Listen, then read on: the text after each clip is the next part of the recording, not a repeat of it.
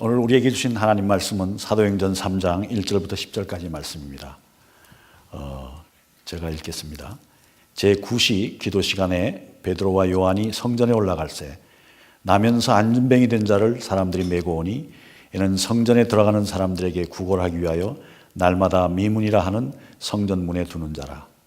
그가 베드로와 요한이 성전에 들어가려 함을 보고 구걸하거늘 베드로가 요한으로 더불어 주목하여 가로되 우리를 보라 하니 그가 저희에게 무엇을 얻을까 하여 바라보거늘 베드로가 가로되 은과 금은 내게 없거니와 내게 있는 것으로 내게 주노니 곧 나사렛 예수 이름으로 걸으라 하고 오른손을 잡아 일으키니 발과 발목이 곧 힘을 얻고 뛰어서서 걸으며 그들과 함께 성전으로 들어가면서 걷기도 하고 뛰기도 하고 하나님을 찬미하니 모든 백성이 그 걷는 것과 및 하나님을 찬미함을 보고 그 본래 성전 미문에 앉아 구걸하던 사람인 줄 알고 그의 당한 일을 인하여 심히 기이 여기며 놀라니라. 하나님, 오늘 이 말씀 주셨는데 이 말씀이 들려지는 곳마다 안전방해들이 일어나게 하시고 성전 문 앞에서 성전 안으로 들어가는 사건들이 넘쳐나게 하시며 그리스도의 영광이 나타나게 해 주십시오. 예수님의 이름으로 기도합니다. 아멘.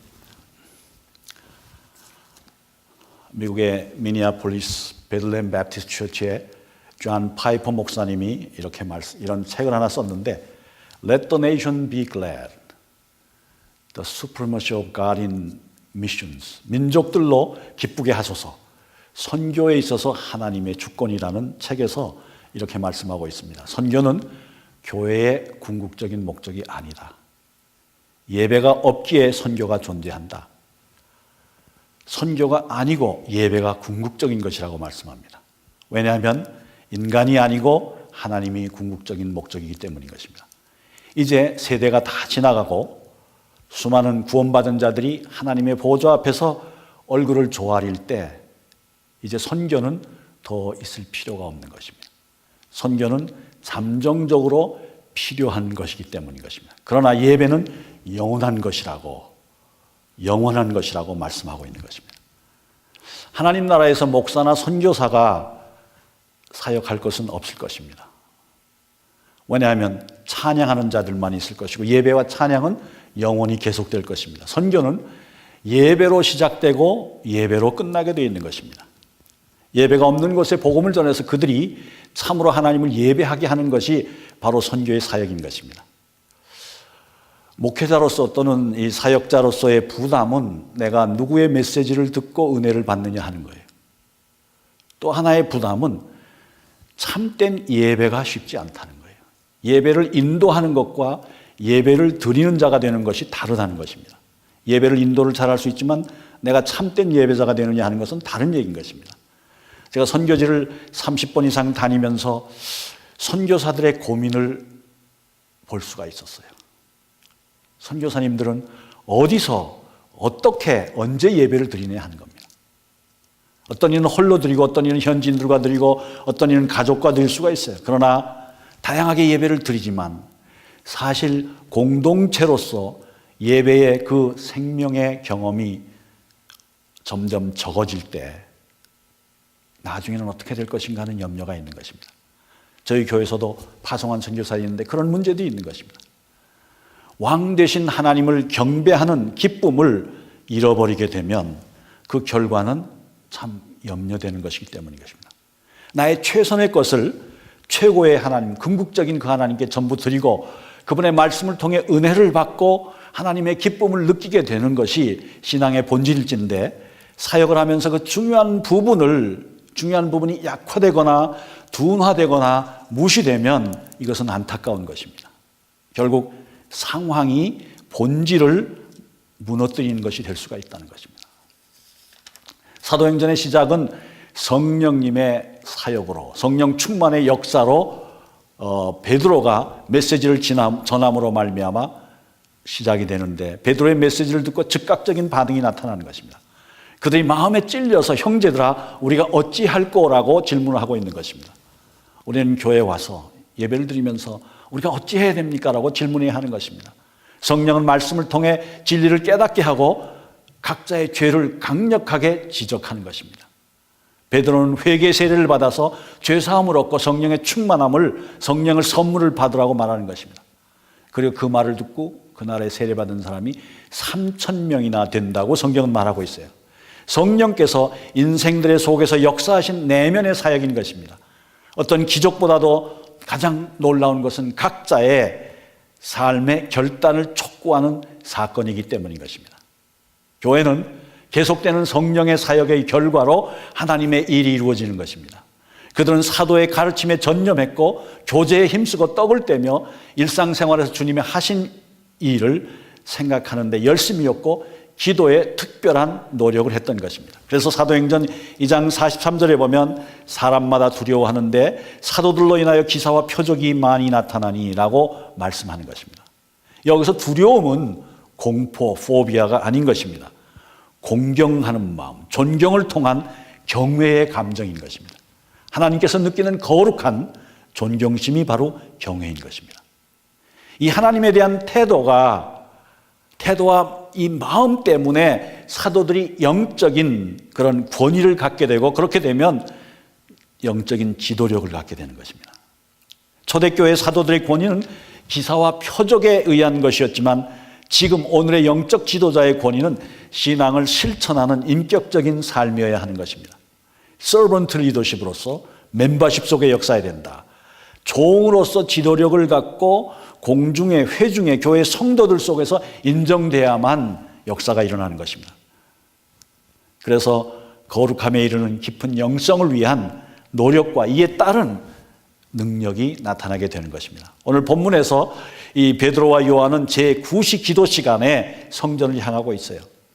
우리는 오늘 이 말씀 가운데서 신앙의 전통이 얼마나 중요한 것을 깨닫는 것입니다. 베드로와 요한은 유대인이었습니다. 그들은 유대주의에서 성장한 사람들이었습니다. 그런데 예수 그리스도의 제자로 주님의 삶과 죽으심과 부활을 목적하고 승천과 성령 강림을 체험한 그들은 이제는 전혀 다른 초대교회의 기독교의 영성을 갖게 되는 것이며, 나사렛 예수 그리스도가 우리의 주님이고 그리스도라는 사실은 그들을 새로운 사람으로 변화시키게 되는 것입니다. 그러나 그들은 유대 전통에 따라서 정해진 시간에 성전에 들어가서 기도하는 것입니다.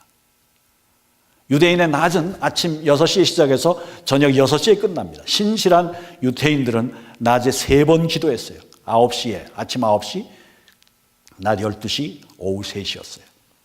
그 시간에는 어디서든지 기도했지만 특별히 성전에서 드리는 것이 더욱 귀한 것으로 여겼던 것입니다.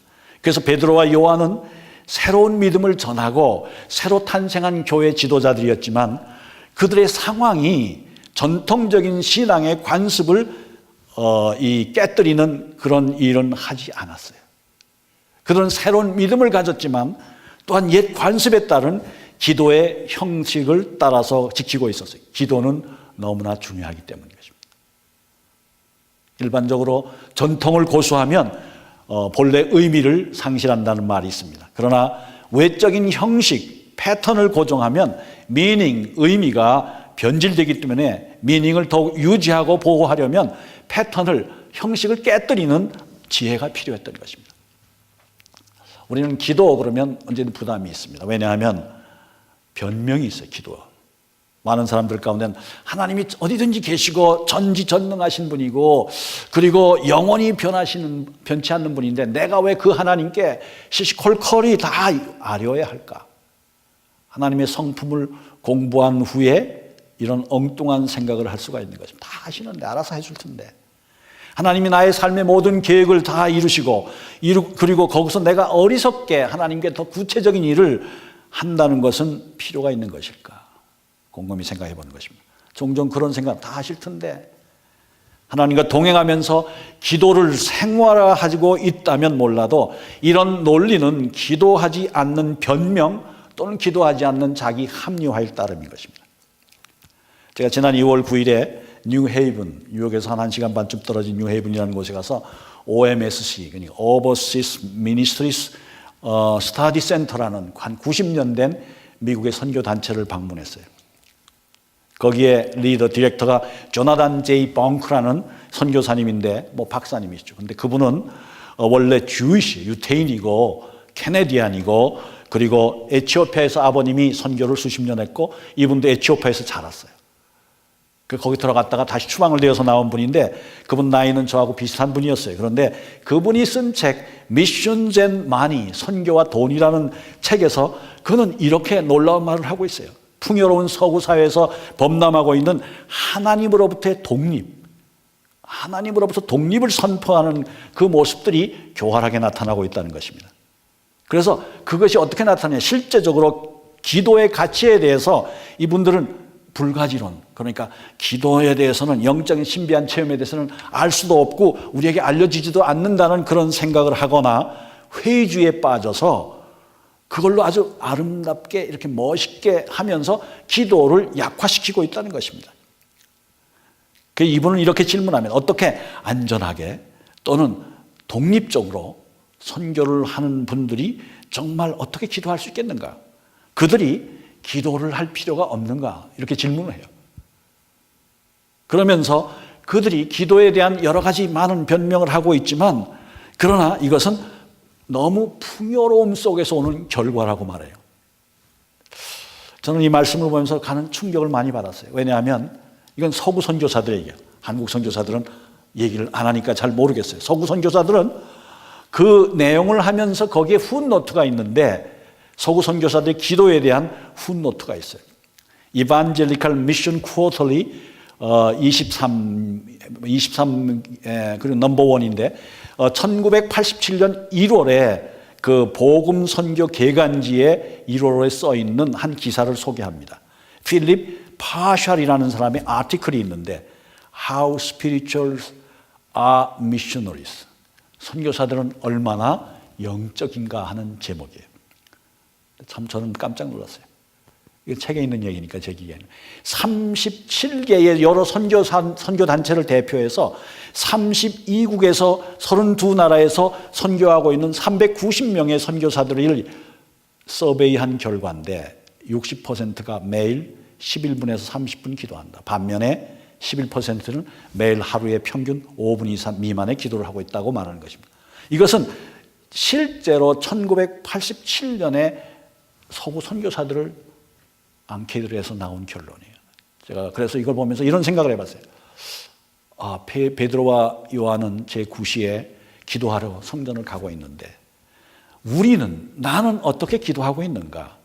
우리들의 고민과 부담인 거예요. 기도에 대한 부담인 것입니다. 그건 개인적인 프라이빗한 얘기예요. 우리가 사역을 하면서 얼마나 깊은 기도를 하고 있느냐 하는 것이 가장 심각한 문제인 것입니다. 그런데 오늘 이 본문을 보면 기도에 대한 얘기가 나오지만 또 동역의 아름다움이 나타나는 거예요. 동역, 코워크를 하는 것입니다. 우리가 사모해야 될 영역인 것입니다. 베드로와 요한은 주님의 제자 중에서 이너 서클, 예수님이 가장 귀하게 여겼던 세 사람 중에 두 분인데, 그들은 예수님과 특별한 인티밋한 아주 긴밀한 관계를 갖고 있었어요. 그런데 서로 다른 기질과 성품을 가지고 있었던 것입니다. 그런데 그들은 서로 보완하는 관계였어요. 베드로는 실제적이고 힘있게 추진하다가 실수도 하지만 의리와 충성심이 강한 사람이었고, 또 그리고 그는 외형을 보는 시각을 갖고 있었으며 충동적이었어요. 그런데 요한은 사색적이고 보이지 않는 영역을 보는 눈이 있었고 언제나 조심했기 때문에 요한복음 20장의 부활절 아침에 그 무덤에 가는 모습을 보면 베드로는 충동적으로 들어가지만 요한은 구경하다가 살짝 들어가서 보고 나오는 걸 볼 수가 있어요. 베드로가 주도하고 요한은 수행하는 모습이었어요. 그들의 모아들이, 그들의 그 모범이 우리 사역자들의 모범이 되어야 하는데, 서로 다른 것을 수용하고 보완해야 하는데 이것이 너무 안 되는 거예요. 다른 것은 나쁜 거예요. 이것이 사역을 하는데 가장 큰 문제예요. 근데 여기 보면 기도의 문제, 사역의 문제, 그리고 교회와 선교의 문제, 선교와 예배의 문제가 오늘 이 본문에서 나타나고 있는 것입니다. 그러면 이 성전에 들어가는 사람, 오늘 본문을 확인해 봅니다. 주님의 전에 올라가는 사람들이 그때 많았어요. 기도하려고, 예배하려고 가고 있는 거예요. 우리들도 주님의 전을 향해서 가는 모습들이 바로 오늘 여기 스토리에 나타나고 있는 것입니다. 일정한 시간에 성전에 올라가는 베드로와 요한, 성령 강림의 증인으로서 이제는 제자들로서 유대주의와 기독교의 형성의 과도기에 있는 귀중한 사람들인 것입니다. 그런데 한 사람이 있었어요. 나면서부터 안진방이가 돼서 그를 메고 오는 사람들도 있었어요. 안진방이도 어려운 상황이지만 그를 매다 놓고는 그냥 가는 사람들도 있었던 것입니다. 그는 불구자로 태어날 때부터 무능했어요. 안진뱅이였기 때문에. 4장 23절에 의하면 40여 세나 되었다고 하니까 그 사람은 예수님이 탄생하기 전부터 그는 안진뱅이였던 것입니다. 일어나서 걸어본 적이 없어요. 그의 시선은 언제든지 낮기 때문에 사람들의 발만 볼 수 있는 시선이었을 거예요. 그는 혼자는 쓸 수 없는, 도움이 없이는 쓸 수 없는 사람이었고 소망이 없는 사람이었고 그리고 정말 너무나 절망에 빠진 한 사람이었을 거예요. 오늘 이 본문을 보면서 그 사람이 태어났을 때를 생각합니다. 태어났을 때 부모님들은 얼마나 원망하고 저주 속에서 상처받은 인생이라고 생각했겠습니까? 어린 소년 시절 아이들은 막 뛰어다니는데 자기는 뛰어다닐 수가 없어요. 무력해진 인생, 좌절. 청소년 시절 현실을 도피하고 좌절과 절망 속에서 얼마나 원망하면서 살았겠어요. 저주하면서 살았겠어요. 이제 나이가 먹었어요. 장년이 되었는데 이제 본인이 자신의 책임을 지고 생계를 유지해야 되는데 현실을 수용하고 생계를 유지할 수 있는 방법은 먹고 살기 위해서 생계의 수단으로 성전 문 앞에서 구걸을 한다는 거예요. 이 장면을 한번 곰곰이 생각해 보세요. 우리는 우리의 인생을 한번 생각해 봐야 하는 것입니다. 그는 매일매일 다른 사람에 이끌려서 성전 미문 앞에서 구걸을 해요. 성전 미문은 아주 아름다운 것이죠. 큰 문이고 거기에 보석이 박혀 있고 많은 사람이 지나가는 문인데 거기 일생 동안 안전방위로 앉아서 구걸하고 있는 한 모습. 아름다운 성전이 있고 정말 예배가 있는 그곳에 들어가지 못하고 앉아있는 모습. 그는 하나님께 가는 사람들에게 심리적인 부담을 이용하는 거예요. 그리고 어쩌면 위선적인 유대 바리새인들이 자기 자신을 나타내는데 한 방법으로 쓸 수도 있고 또 어떤 사람은 선행과 미덕을 예배드리면서 하니까 그것을 이용해서 자기 생계를 유지하는 비참한 모습인 것입니다. 불구는 참담함을 의미하는 것입니다.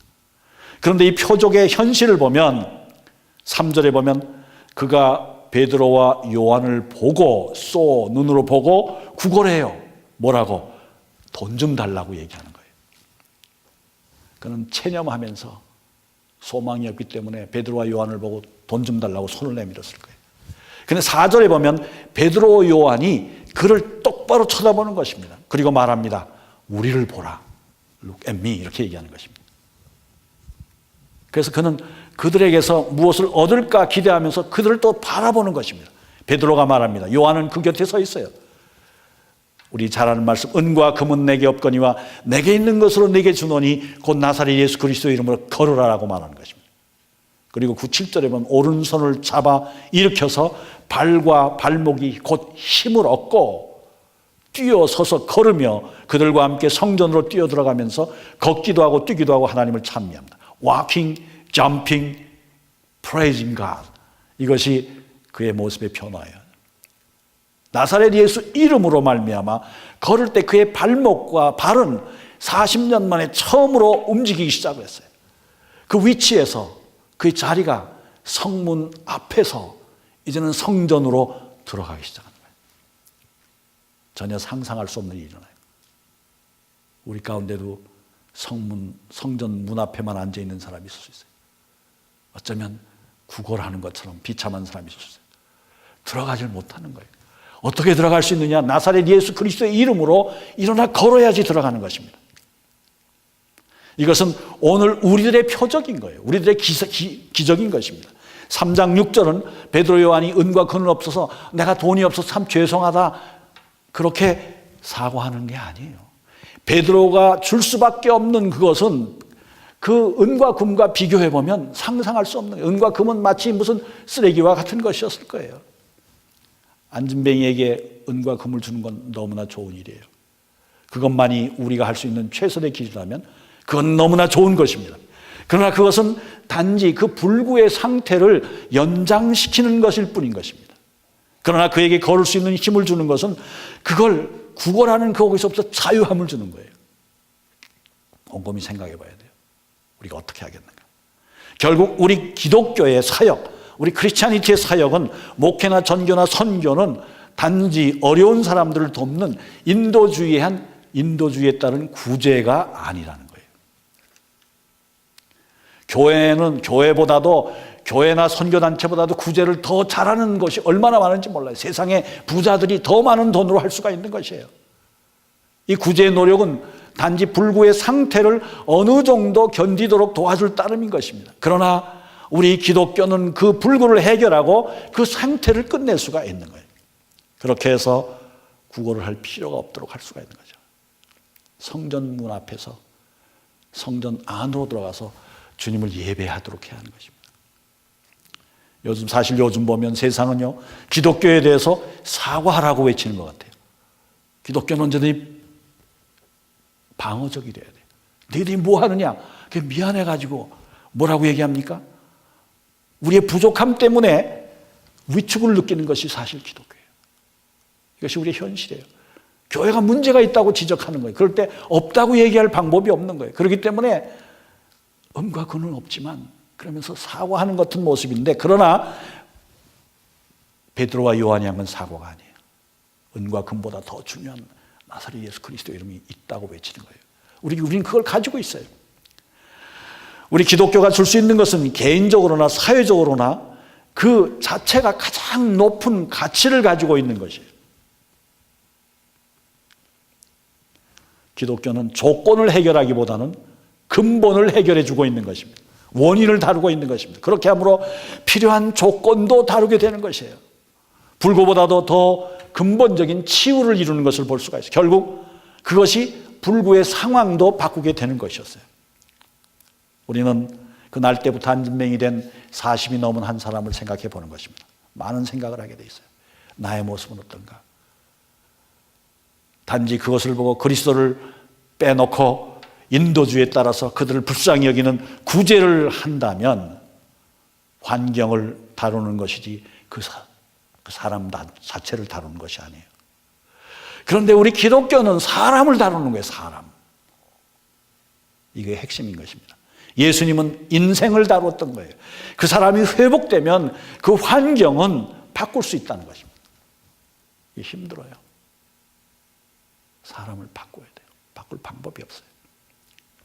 인도주의에 의해서 많은 구제 사역도 하고 많이 도울 수 있지만 그것은 그 사람 주변에 정원을 만들어주는 것과 같아요. 근데 사람이 안 비키면 그 정원을 더럽게 해버리는 거예요. 그러나 기독교는 그 사람을 개종시키면 그가 아름다운 정원을 만들게 되는 거예요. 이것이 차이인 것입니다. 그 일을 가능케 하는 것이 나사렛 예수 그리스도의 이름이에요. In the name of Jesus. 예수님의 이름인 것입니다. 우리는 이 본질적인 것을 확인해야 하는 것입니다. 목회도 사역도 예수 그리스도의 이름이 전파되지 않으면 안 되는 거예요. 목회나 선교는 불구에서 벌떡 일어난 세상 인생들을 보살펴야 될 또 책임이 있는 거예요. 곰곰이 생각해 보세요. 안진뱅이 40년을 살다 보면 벌떡 일어나서 감격이 있지만 얼마나 어색하겠어요. 시선이 달라졌어요. 다리만 보다가 많은 사람이 보이는 거예요. 까만 머리들이 보이기 시작하는 거예요. 감격도 감사와 찬양 예배도 어느 정도 지나면 새로운 경험이 두려움이 될 수가 있어요. 어딘지 모르게 불편한 거예요. 지금까지 그냥 수동태적으로 살아왔고 40년이라는 시각에서, 그 낮아진 시각에서 높아진 현실을 볼 때 한참 지나면 불구에서 능력을 얻었지만은, 그러나 이제는 구걸하다가 자기가 스스로 일을 해야 되는데 이게 문제 있는 거예요. 계속 구걸하던 사람은 스스로 일을 못해요. 할 방법이 없는 거예요. 그래서 새로운 삶의 패턴이 오고 새로운 관계가 오면 두려움이 오고 혼란과 두려움이 있을 수 있다는 것입니다. 성전에 또 들어가 봤어요. 그랬더니 너무 많은 사람이 있는데 너무 영적에 스피리추얼해요. 근데 한참 살펴보니까 너무 위선자가 많은 거예요. 그래서 차라리 내가 문 앞에 있는 게 낫지, 이 성전에 들어가 보니까 이런 또 어려움이 있다고 느끼게 될 때 이 사람은 얼마나 힘들겠어요. 우리는 목회하면서 교회 꿈을 가지고 와요. 교회는 정말 아름다운 것이다.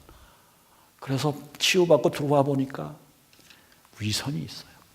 영적인 것보다 더 위선이 많은 거예요. 그것 때문에 갈등하는 사람이 너무 많다는 거예요. 사역의 내부에 들어가 보니까 위선과 잘못됨이 있는 거예요. 그 속에 가보니까 세상의 가치와 세속주의가 가득 차 있고, 그러니까 이 사람은 방향감각을 잃고 혼동과 불안의 엄습에 빠지게 될 거예요. 저는 목회하면서 그런 분을 많이 봤어요. 예수 믿고 훈련받고 났더니 내가 어쩌다가 여기까지 왔지. 이제 살기가 점점 어려워지는 거예요. 전에 괜찮던 게 다 불편해지는 거예요. 그러니까 고민하면서 애굽을 그리워하는 사람들이 있다는 거예요. 차라리 이게 옛날이 낫지. 이거 좀 갈수록 힘들어진다는 거예요. 충격적인 변화와 여기에 따른 영적인 이 위기의 가능성도 있다는 거예요. 그러니까 예수 갑자기 잘 믿고 나면 그 다음에 홀단이 물이 갑자기 돌기 시작하면 어려움이 있는 거와 마찬가지입니다. 그래서 목회나 선교는 예수 그리스도의 이름으로 안진뱅이의 신앙을 벌떡 일으켜 놓는 것이 아니에요. 그 다음부터는 일으켜 놓은 다음에 그가 새로운 영역에 적응하고 익숙할 때까지 보살피고 안내하고 성령님과 친숙해져서 인도하심을 받도록 헌신하도록 가르쳐야 하는 거예요. 우리는 예수님의 이름을 전하는 게 중요하지만 그 다음에 가르쳐야 돼요. 이게 사역이 어려워요.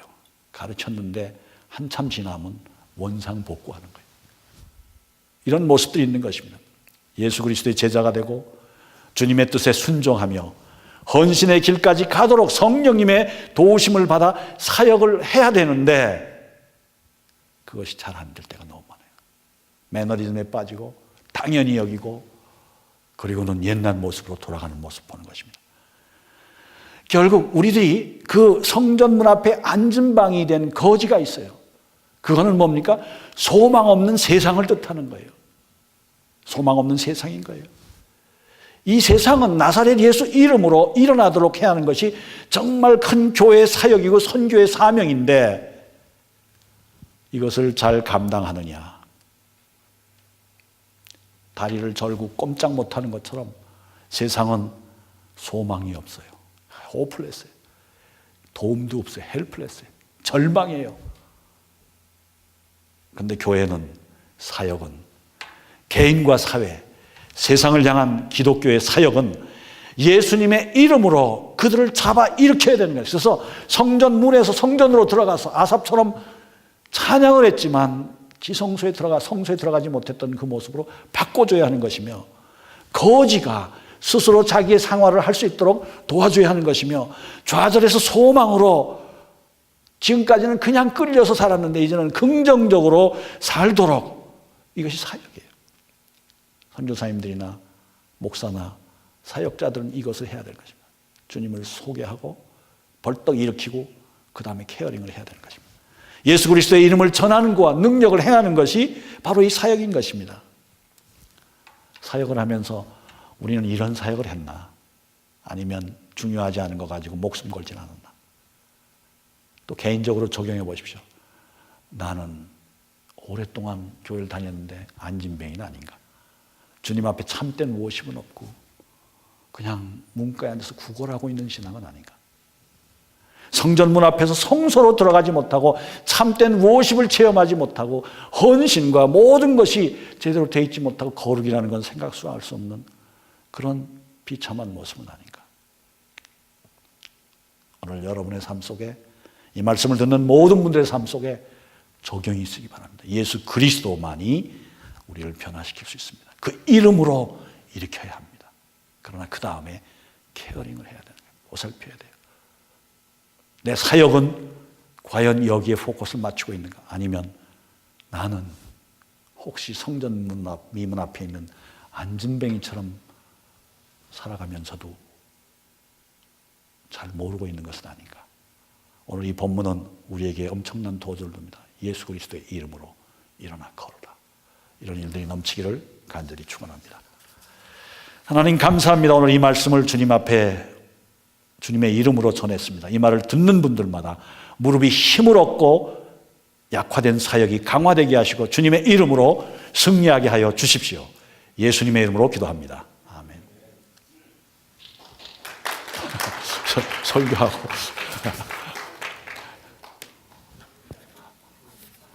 이렇게